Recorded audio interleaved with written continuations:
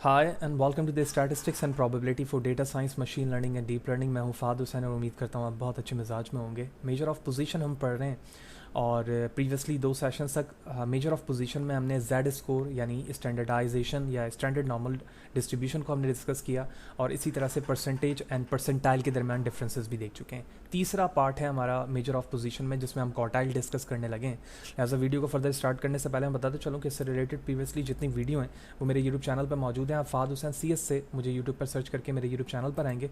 इस पर क्लिक करने के बाद आप इसके प्लेलिस्ट पर जाओगे और यहाँ पर डिफरेंट डिसिप्लिन की वीडियोस विद सेपरेट प्लेलिस्ट के साथ मौजूद है। विद ईज़ आप इन तमाम को वॉच कर सकते हैं।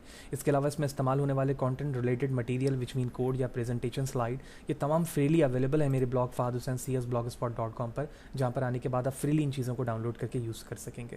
लिहाजा अगर आप मेरे चैनल पर नए और चैनल को सब्सक्राइब नहीं किया तो चैनल को ज़रूर सब्सक्राइब करें ताकि अपकमिंग वीडियोज़ के हवाले से आपको बर वक्त जानकारी मिले और इसी तरह की नई चीज़ें आप आसानी के साथ सीख सकें। साथ ही साथ आप मेरे blog Fahd Hussain CS blogspot.com पे भी मुझे फॉलो कर सकते हैं ताकि अपकमिंग वीडियोस जब भी रिलेटेड कंटेंट वहाँ पर अपलोड किया जाए तो आपको बर वक्त इन्फॉर्मेशन मिलती रहे।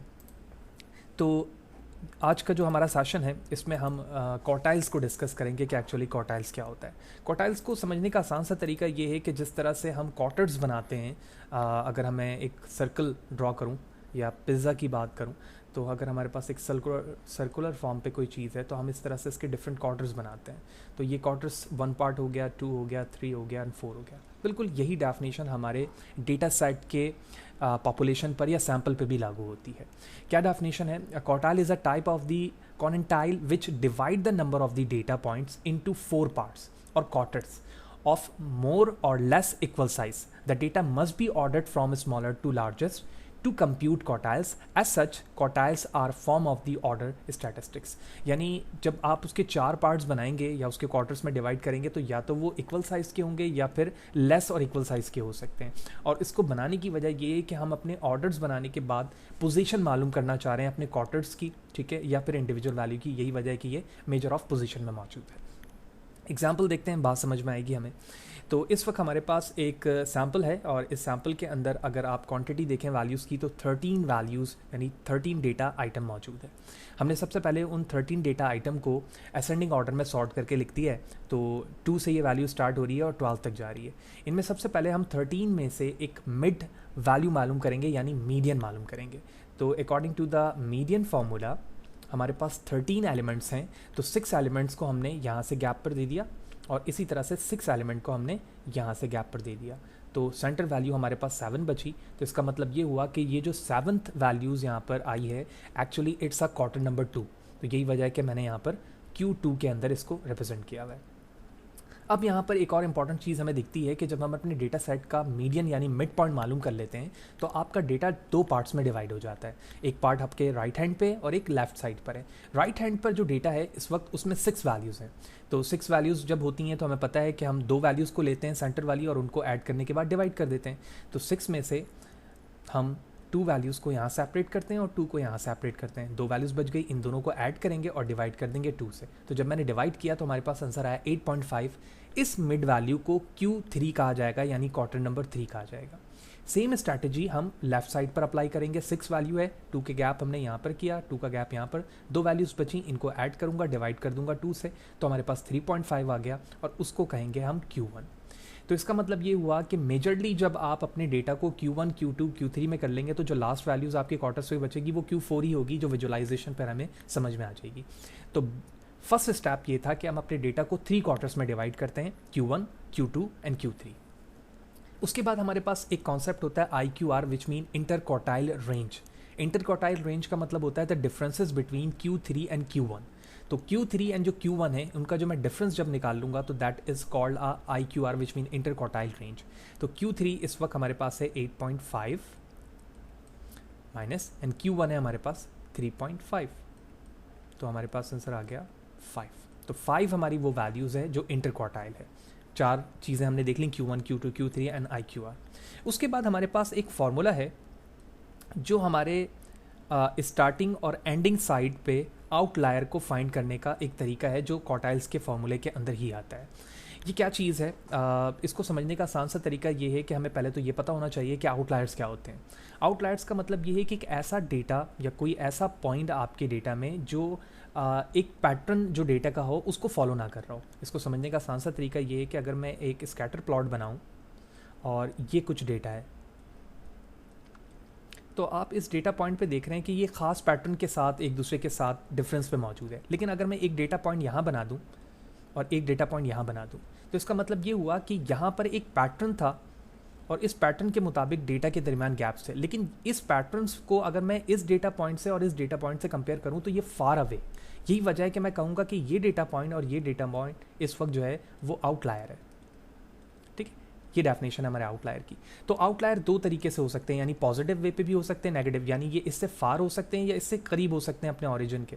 तो मैं ओरिजिन से करीब या ओरिजिन से दूर के एग्जांपल इसलिए यहाँ पर दे रहा हूँ कि कुछ वैल्यूज़ हमारे स्टार्टिंग में भी आउटलायर हो सकते हैं। जैसे अगर मैं इस डेटा सेट पर देखूँ तो इस डेटा सेट में 2 जो लिखा हुआ है ये भी आउटलायर हो सकता है फॉर एग्जांपल, या फिर 11 एंड 12 के दरमियान जो वैल्यूज़ हो सकती है वो भी आउटलायर हो सकती है, यानी स्टार्टिंग में भी आउटलायर आ सकते हैं और एंडिंग में भी आ सकते हैं। तो यही वजह है कि इसके दो फार्मूले हैं। तो Q1 minus 1.5 IQR, Q1 plus 1.5 IQR, इन दोनों के ज़रिए से हम दोनों तरीक़ों से आउटलायर को फाइंड कर सकते हैं। तो अब हम आउटलायर फाइंड करते हैं ताकि हमें पता चल जाए कि इस डेटा पॉइंट पर हमारे पास कोई आउटलायर मौजूद है या फिर नहीं। तो अगर मैं इस को सॉल्व करूं तो Q1 है हमारे पास 3.5 माइनस 1.5 और IQR है हमारे पास 5। तो मैं इसे मल्टीप्लाई पहले करूंगा, तो जब हम मल्टीप्लाई करेंगे इसे 1.5 को 5 से, तो मैं यहाँ पर लिख सकता हूँ कि दैट इज़ इक्वल टू 7.5, और जब हम इसे सॉल्व करेंगे तो ये आ जाएगा -4। तो इसका मतलब ये हुआ कि स्टार्टिंग में -4 एक ऐसी वैल्यू हो सकती थी जो कि यहाँ पर आउटलायर होती, और हमारे पास इस डेटा सेट में -4 नहीं है, तो लिहाजा from the starting 2, 2, 3, 4 and onward यहाँ पर कोई आउटलायर मौजूद नहीं है। सेकंड हमारे पास एंड पॉइंट के लिए है Q1 प्लस 1.5 IQR। तो Q1 था हमारे पास 3.5 प्लस 1.5 एंड 5 IQR है। तो मैं डायरेक्टली अगर इसको सॉल्व करूं तो ये हो गया 3.5 प्लस 7.5 और इसका सम आ जाएगा हमारे पास 11। तो इसका मतलब ये हुआ कि यहाँ पर वो हमारे पास वैल्यूज़ मौजूद है जो इस डेटा सेट या सैम्पल के मुताबिक हमारी क्या है, आउटलायर है। ये चीज़ हो गई according to the quartiles formulas solve करते हुए, कि हम फार्मूलाज को इसमें वैल्यूज़ का Q1, Q2, Q3 निकालते हैं, IQR निकालते हैं, उसकी वैल्यूज़ को पुट करते हैं। तो दोनों तरीक़ों से हमें क्वार्टाइल्स का आउटलायर का पता चल जाता है। लेकिन नॉट एवरी टाइम हमारे पास डेटा इतना शॉर्ट नहीं होगा, इतना छोटा नहीं होगा कि हम आसानी से उसको फार्मूले से देख सकें। तो लिहाजा इस प्रॉब्लम को रिजॉल्व करने के लिए हमारे पास एक विजुअलाइजेशन टेक्निक होती है जिसको हम बॉक्स प्लॉट कहते हैं। तो बॉक्स प्लॉट के ज़रिए से हमें ना सिर्फ क्वार्टाइल्स की वैल्यूज़ का पता चलता है बल्कि साथ ही साथ हमें आउटलायर्स का भी पता चल जाता है दोनों ऑर्डर्स में, यानी IQR Q1 माइनस 1.5 IQR और प्लस IQR दोनों तरफ का। तो इस वक्त अगर आप इस बॉक्स प्लॉट को देखें तो ये जो पॉइंट है हमारा वो 0 परसेंटाइल का है, ये जो डेटा पॉइंट है ये हमारा 25 परसेंटाइल शो करता है, ये 50 करता है, ये 75 करता है और ये हमारा 100 है। तो आप इसको in simple word Q1, Q2 and Q3 इस तरह से कह सकते हैं। तो ये क्वार्टाइल्स रेंज इनकी बन गई। इसके बाद ये जो मिड लाइन है यहाँ पर, ये मीडियन को रिप्रेजेंट कर रहा है। ये वही मीडियन है जो हमने बिल्कुल स्टार्टिंग पे निकाला था, ठीक है, जिसको हम Q2 कह रहे थे यहाँ पर, ठीक है। तो ये मीडियन लाइन है और ये हमारा वो बाउंड्री रेंज है जो बता रहा है कि मेजर जो Q1, Q2 और Q3 की वैल्यूज़ है वो इस बाउंड्री के अंदर मौजूद है, ठीक है। अब वो डिस्ट्रीब्यूशन डेटा की किस तरह से भी हो, जितनी भी है, इसके साइज़ मैटर नहीं करता। यहाँ पर इसकी हाइट मैटर करती है, इसकी विड्थ मैटर नहीं करती, ठीक है। इसकी विड्थ कोई मैटर नहीं कर रही यहाँ पे, इसकी हाइट मैटर करती है जो फ्रीक्वेंसी या रेंज बता रही होगी, आइदर वो कोई से भी वैल्यूज़ हो। एंड द लास्ट वन, इस इमेज पर नीचे यहाँ पर रेड पे आप प्लस साइन देख रहे हैं, ये हमारा आउटलायर है और यही प्लस साइन यहाँ पे भी मौजूद है, तो ये भी आउटलायर है। तो यहाँ पर एक वैल्यूज़ है, इसी तरह मल्टीपल डॉट्स हो सकते हैं, प्लस साइन हो सकते हैं जो कि आउटलायर्स को रिप्रेजेंट करेंगे जो यहाँ पर मौजूद है, ठीक है। तो ये उसी फार्मूले के ज़रिए से आउटलायर आएगा जो अभी हमने प्रीवियस स्लाइड के अंदर लास्ट फार्मूले के ज़रिए से देखा है। And the important thing last one कि univariate, bivariate and multivariate analysis stats के अंदर हम देखते हैं तो वहाँ पर हमें ये पता होना चाहिए कि नॉर्मली किस विजुअलाइजेशन को किस तरह के वेरिएबल के साथ इस्तेमाल किया जाता है। तो इस वक्त आप देख रहे हैं कि ये एक यूनिवेरिएट प्रॉब्लम है। यूनिवेरिएट का मतलब ये है कि एक ही आपके पास वेरिएबल मौजूद है और उसी वेरिएबल पे मौजूद तमाम डेटा के आप क्वार्टर्स को भी देख रहे हैं, उसके आउटलायर को भी देख रहे हैं। तो ऐसा वेरिएबल एनालिसिस जिसमें एक ही आपके पास वेरिएबल मौजूद हो, यूनिवेरिएट है। और अगर आपके पास दो वेरिएबल हो जिसमें एक्स एंड वाई एक्सेस, जिस तरह आप स्कैटर प्लॉट बनाते हैं या फिर दूसरी तरह की विजुअलाइजेशन बनाते हैं, वो बाईवेरिएट होती है। और मोर देन टू जो आपके पास होगा तो मल्टीवेरिएट के अंदर आएगा, जिसमें कॉन्टूर डेटा एनालिसिस की विजुअलाइजेशन हो सकती है।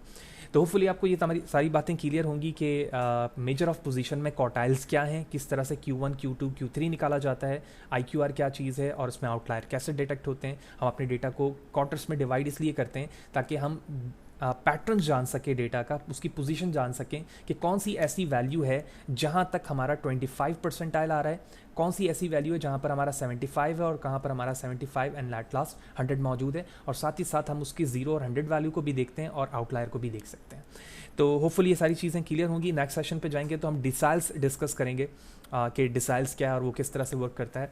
और फिर भी अगर इसमें कोई चीज़ अगर समझ में नहीं आई है, कोई क्वेश्चन है, तो कमेंट सेक्शन पे ज़रूर पूछें। कोशिश करूँगा इस हवाले से आपको बर वक्त जवाब दे सकूँ। वीडियो अच्छी लगी है तो लाइक करें, ज़्यादा लोगों को शेयर करें।